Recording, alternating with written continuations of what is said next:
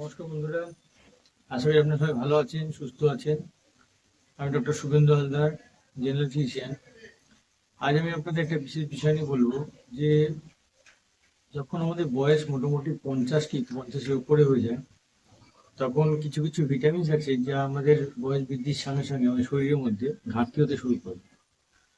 এবং এই ঘাটতি হওয়ার সঙ্গে সঙ্গে আমাদের শরীরের মধ্যে বিভিন্ন রকম পরিবর্তন লক্ষ্য করা যায়। যেমন ধরুন, হাড় দুর্বল হয়ে যাওয়া, হাড়ের ডেন্সিটি, বোন ডেন্সিটি কমে যাওয়া, মাংসপেশি দুর্বলতা শুরু হয়ে যায়, নার্ভের সমস্যা শুরু হয়ে যায়।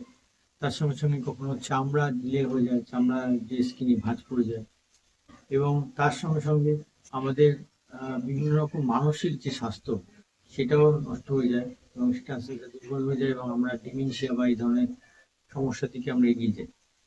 তো কিছু কিছু ভিটামিনস আছে যেগুলো